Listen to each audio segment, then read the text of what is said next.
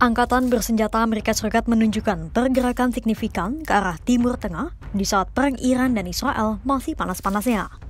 Sejumlah jet tempur hingga kapal induk Amerika Serikat terpantau melakukan perjalanan ke arah Timur Tengah.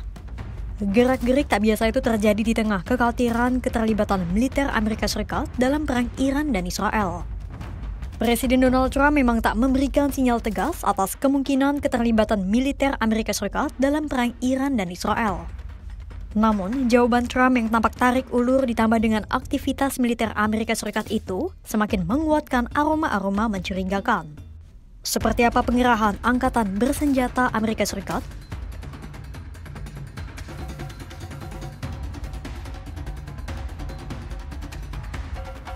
Pengerahan aset militer Amerika Serikat mulai terpantau sejak Senin 16 Juni 2025. Saat itu, 31 pesawat tanker dilaporkan meninggalkan Amerika Serikat dan terbang menuju Timur Tengah.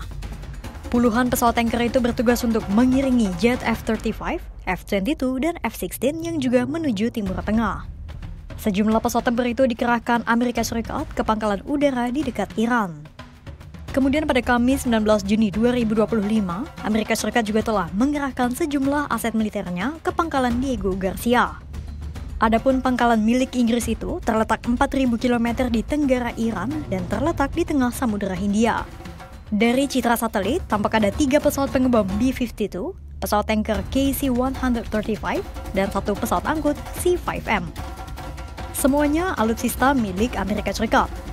Pesawat angkut C-5M itu juga terpantau bolak-balik ke pangkalan udara Pangeran Sultan di Arab Saudi bersama pesawat C-17.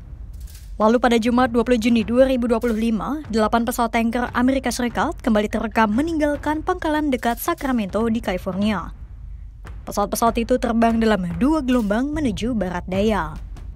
Sebuah pesawat kargo Boeing 747 yang datang dari Amerika Serikat juga telah tiba di Bandara Ben Gurion, Israel untuk menurunkan sejumlah kotak. Tak jelas apa isi kotak itu, namun yang pasti peti-peti itu kerap digunakan untuk mengemas persenjataan.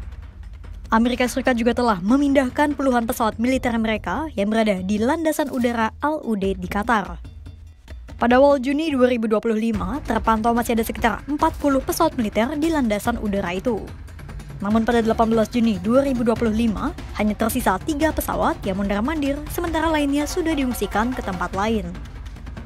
Peneliti RA Indy, Letnan Kolonel Purnawirawan Mark Schwartz, menjelaskan alasan pemindahan pesawat militer itu dari pangkalan udara di Qatar. Menurut Schwartz, pemindahan itu bagian dari langkah pencegahan karena pangkalan udara Udeid di Qatar sangat dekat dengan Iran.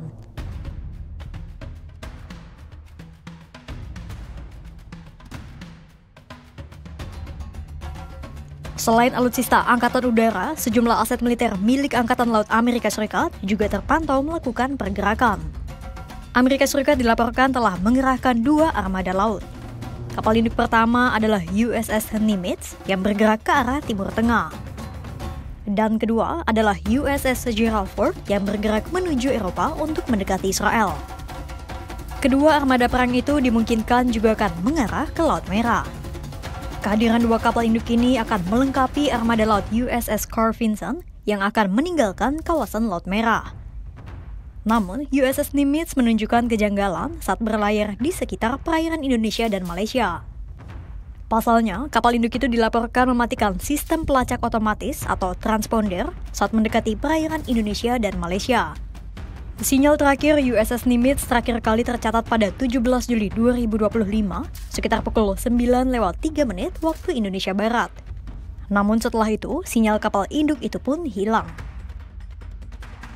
Di saat 2 kapal induk itu berlayar menuju Timur Tengah, Amerika Serikat justru mengeluarkan semua kapal perangnya dari pangkalan di Bahrain. Pemindahan itu dilakukan sebagai tindakan preventif atas kemungkinan penutupan Selat Hormuz oleh Iran. Pasalnya, jika Selat Hormuz ditutup, Amerika Serikat tidak akan bisa mengeluarkan atau memasukkan kapal perangnya dari dan ke Teluk Persia. Karena Selat Hormuz adalah satu-satunya akses untuk keluar dan masuk ke Teluk Persia.